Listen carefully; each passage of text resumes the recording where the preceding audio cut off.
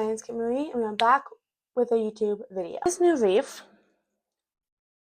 Let me know if it looks good, or if it just looks really stupid. I feel like it's too fall for my decorations, and like the yellow on yellow doesn't look good, but what we're doing today is we're doing my June watch list. I watched 21 movies. Finally back with actually good months, me actually watching TV. Let's just get started.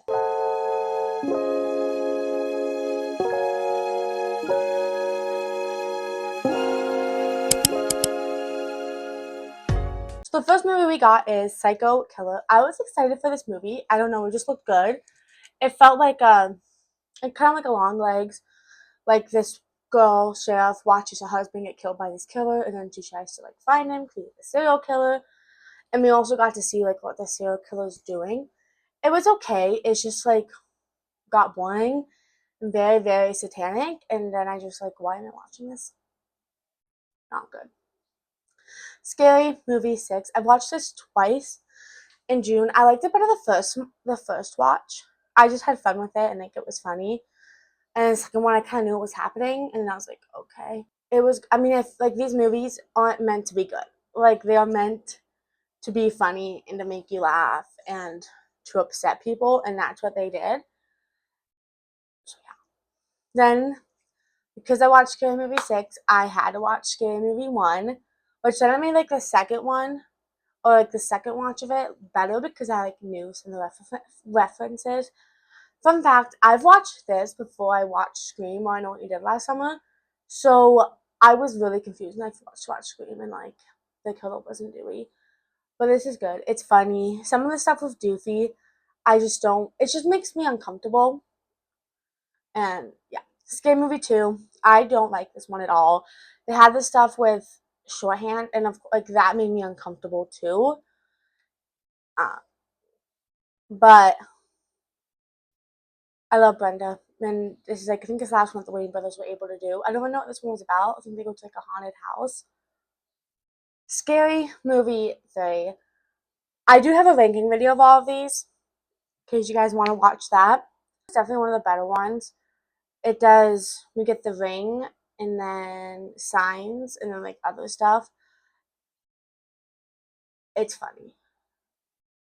Scary Movie 4. This one I think is my favorite in the whole franchise. It's just so funny. It does Saw, which I love Saw, and we get other movies too. I don't remember, but I just remember Saw and The Grudge. I did feel like Saw, Scary Movie 3 and Scary Movie 4 kind of felt like the same thing. Like to get rid of a haunting, they had to like find out the backstory of them, but this one I just had more fun with. Then we got a true documentary, Maternal Instinct. My friend told me to watch this. I was crying. I feel like maybe don't I want to say like don't go in it knowing, but also maybe like trigger warning. But I don't want to like I knew nothing about it, so I don't want to say it made it better, but it definitely like I was like, uh, I mean, if you look it up, you'll know, like you'll see it. Very sad. Basically, this woman pretends to be pregnant, and to this guy, and someone's like, she's not pregnant. He's like, yeah, she is, and it's just the length she goes to prove that she's pregnant. It's crazy, sad.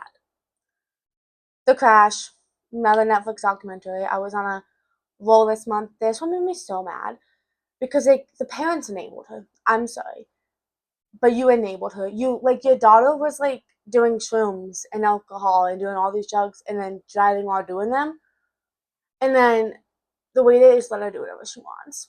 Like it's basically like she like drives into a wall like 100 miles per hour and then kills her boyfriend and his friend. And then the way they try to like excuse her, I'm like, you can't, like, you don't accidentally do that. And like the more you find out about it, it's just like it makes you mad because ain't no way she did this on accident. Find Your Friends. This movie was so bad. Like, definitely going to be one of my worst of the years. It was just, I don't know why I watched it. It had Chloe Cherry and Bella Thorne. I should have known. I don't like Chloe. Like, She was somewhat, I only seen her in Euphoria, and I saw her in this, and it's just the way she acts, like the way like she like it's just so monotone. I don't like it. But basically, it's these people go to, I guess, this light is like right in my eye. These people go to, like, I think it's something rock for like a vacation, and of course the locals don't like them. It's more of a girl revenge story. Because I was thinking of like, I wasn't thinking like that. I wasn't thinking like a revenge story like that. I was thinking like people be trying to kill them and then they like go back. Not so if we get like sexual assault, uh, which I don't like within the first 5 minutes, you get it. It's just not. It's like sex, sex, sex, sex, sex, party, sex, sex, sex, party, drugs. Except for the last 20 minutes, not good. Perfect Neighbor. This one, I didn't know anything about it. Basically, we have this Karen who is like 100% racist, and she has issues with these neighbors, so it's just like the cops have to deal with all these issues. And then sadly, someone gets killed, and then it talks about like, I guess there's like stand your ground laws that like if they come on your property, you can kill them, and it's kind of talked about like the fatality of that, like why like, that law probably shouldn't be allowed. Really sad. Yeah. Send help. This movie wasn't anything I expected it to be. It was really weird seeing Rachel McAdams in this type of role too, because she was like kind of weird. But basically, her and her horrible misogynist boss land on an island, and she's like thriving there because like she knows his stuff, and it's just her like it's okay. I was entertained. The twist was was okay. Like a crazy girl story. Forbidding Foods. I love this movie so much. I love Lily Reinhardt.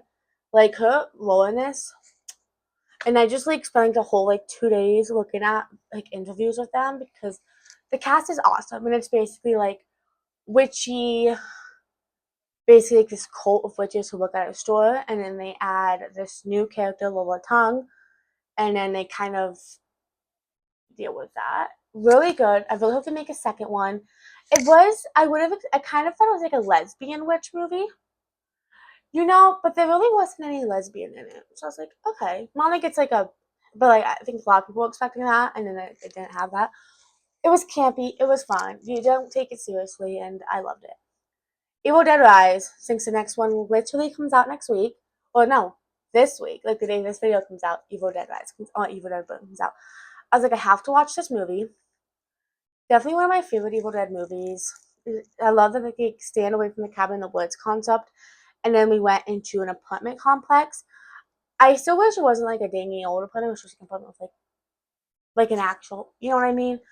But what all would have happened if nothing would have happened if they didn't go out to get pizza. It was also really cool seeing the little girl in it. I forgot her name since she plays the main sister in Stranger Things 5 or 4. I don't know how many seasons are. You know what I mean? Exam. This movie horrible. I thought it was gonna be good. It was so boring. Like these people are trying to get a job, and then guess they have to write an exam, and that's it. It's boring. I didn't even understand the twist.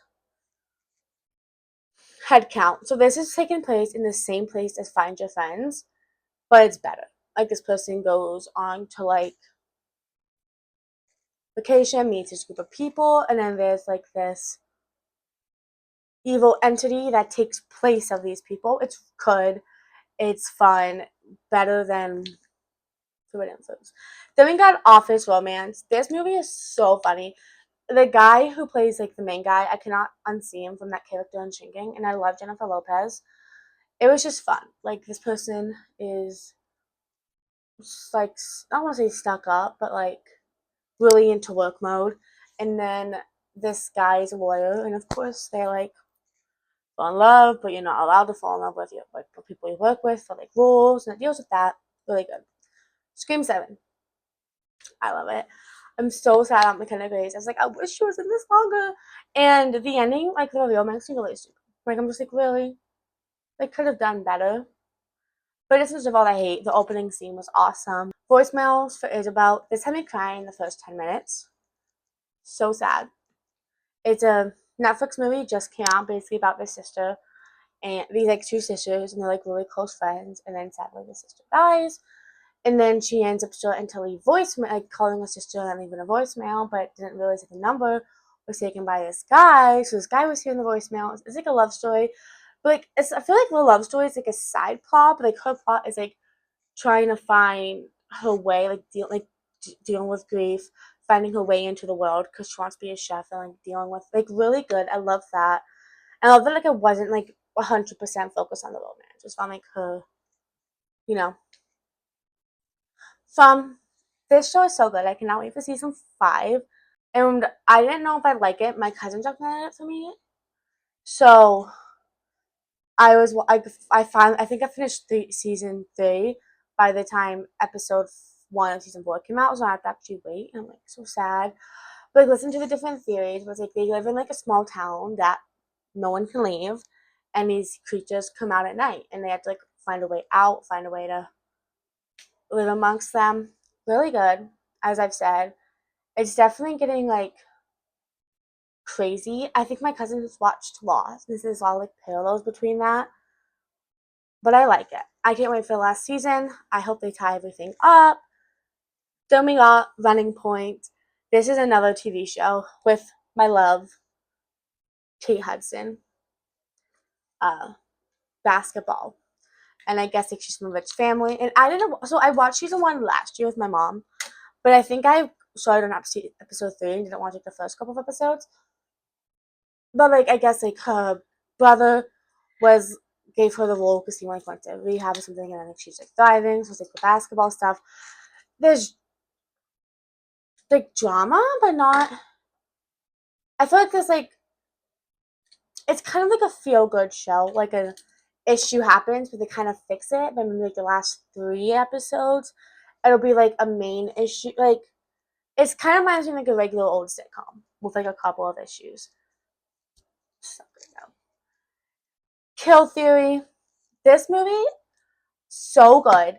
So there's this video I'm gonna do, but I watched Scare Talk do a video like ranking like summer movies, and they talk about this movie. I was like, okay, let me watch it. It sounds good.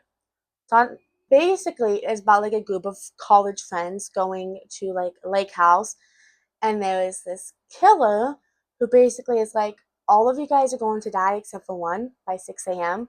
So basically, it's like a survival of the fittest. Like when it comes to it, when it's between kill or be killed, what would you do? Love it. It's like a fun movie. Definitely some of the vibes. If you guys enjoyed this video, let me know what your favorite thing you've watched this month was, and I'll talk to you next week. Bye.